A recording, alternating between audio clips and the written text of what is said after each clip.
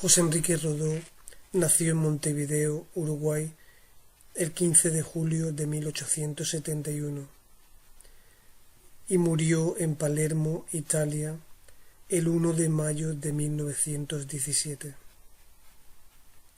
José Enrique Rodó procede de una familia acomodada uruguaya. Por parte de su padre, procede de una familia catalana que emigró a Uruguay, y por parte de su madre, su familia es una familia burguesa criolla.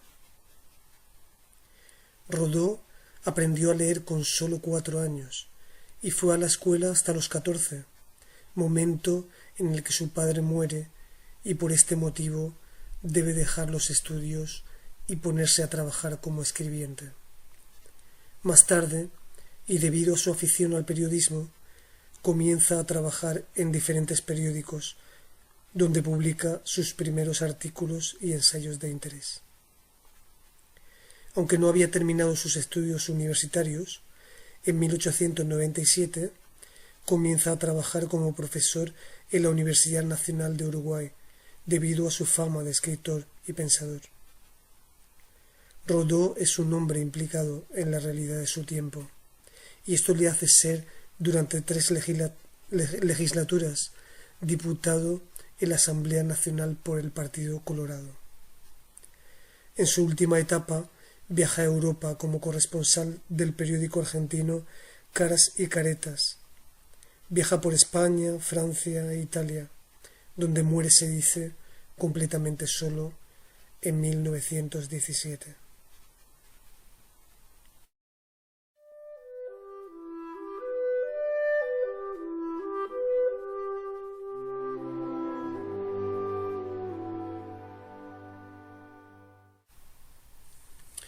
La obra de José Enrique Rodó se enmarca en el movimiento literario del modernismo. Este movimiento, según los críticos, se extiende desde la década de 1880 hasta el inicio de la Primera Guerra Mundial. A este movimiento pertenecen numerosos autores, tanto de Latinoamérica como de España. Algunos críticos resaltan que este movimiento aparece primero en Latinoamérica, para extenderse más tarde a Europa, por lo que es la primera vez que una corriente literaria comienza primero en América. Su principal creador es el nicaragüense Rubén Darío, con el que Rodó mantuvo una correspondencia desde 1898. Hay muchos autores que pertenecen a este movimiento. Nombraré alguno de ellos, como por ejemplo Leopoldo Lugones de Argentina, José Martí de Cuba, Manuel Machado de España y Manuel Gutiérrez Nájera de México. Los puntos más importantes del modernismo son: se rechaza la realidad cotidiana, ante la cual el escritor puede huir en el tiempo, evocando a épocas pasadas y mejores, o en el espacio. Muchos de los poemas se desarrollan en lugares exóticos y lejanos. Búsqueda de la perfección formal, que se inspira en el parnasianismo.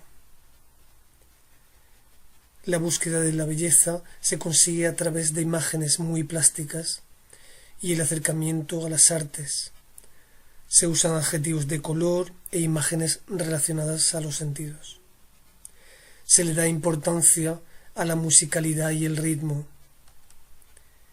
y la sinestesia, que es influencia del simbolismo. También el uso de mitología y el sensualismo, y se produce una renovación léxica con el uso de helenismos, cultismos y galicismos, que no buscaban tanto la precisión como el prestigio o la rareza del vocablo. Y lo no literario se vuelve literario, es decir, que se usan nuevos temas haciendo literario cualquier tema.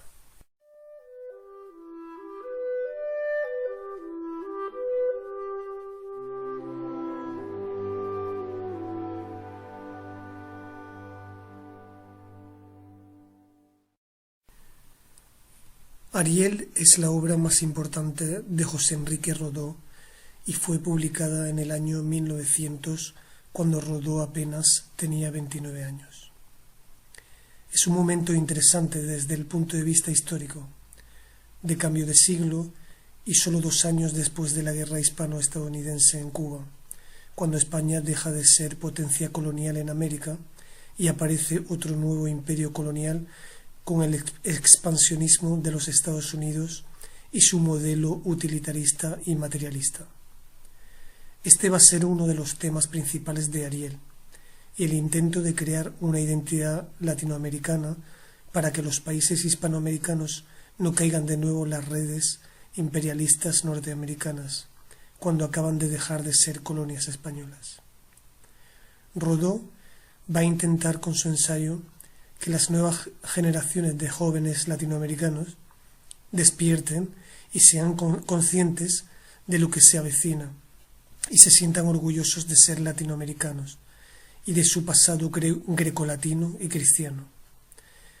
Este ensayo, de casi 100 páginas y publicado en una pequeña editorial de Montevideo, se va a convertir en pocos años en uno de los libros más emblemáticos de América Latina y va a ser considerado como el nuevo evangelio americano que predica un idealismo, el arielismo, como modelo latino frente al agresivo y expansionista modelo norteamericano. En 1910 ya contaba con 8 ediciones y desde su publicación ha servido de inspiración filosófica a las generaciones de jóvenes nacidos después de su publicación. Rodó usa fórmulas modernistas para mostrar su mensaje. Este se da en el transcurso del discurso final que un profesor llamado Próspero, que es un personaje de una obra de William Shakespeare, que se llama La Tempestad, daba a sus alumnos después de haber estado enseñándoles durante un año. Este discurso se celebra junto a una estatua de Ariel, ángel que representa los mejores valores que la especie humana puede tener y la parte noble y alada del espíritu.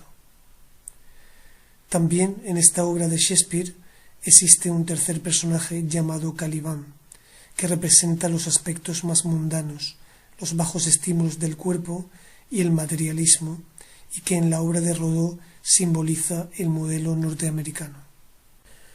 La obra de Rodó, por tanto, hay que estudiarla desde 2 puntos de vista, según su carácter funcional y según su carácter estético. En cuanto a su carácter funcional, es el mensaje que Rodó da en su ensayo. En los 3 primeros capítulos, que son los que me ocupan, se pueden apreciar 3 temas principales. El primero, la importancia de la juventud como elemento esencial para que se dé un cambio en la sociedad. El segundo es la importancia de la educación integral de los jóvenes y de los ciudadanos en general, dando más importancia a los elementos estéticos y espirituales que a los materiales. Y el último tema es la importancia de la belleza y lo bello para la educación del espíritu. Lo bello y lo moral es igual a la justicia, y la importancia de discernir entre lo bello y lo feo. Se produce, por tanto, una yuxtaposición antitética, en primer lugar entre el espiritualismo y el materialismo,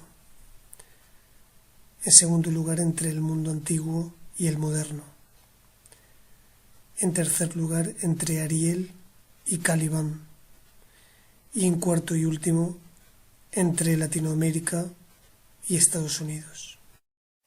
En cuanto al carácter estético, Rodó usa elementos modernistas en su obra, elementos que vimos anteriormente en la parte referente al modernismo.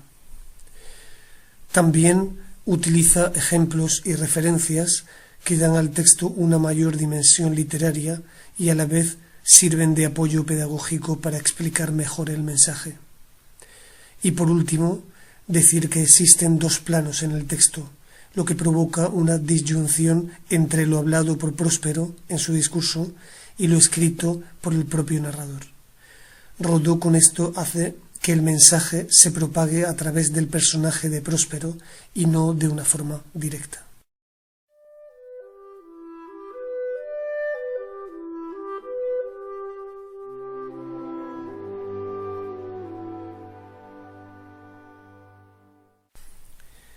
Este último apartado lo voy a dividir en 4 partes: modelo utópico a seguir, lugares utópicos, modos para realizar la utopía y elemento que supuestamente debe realizar la utopía.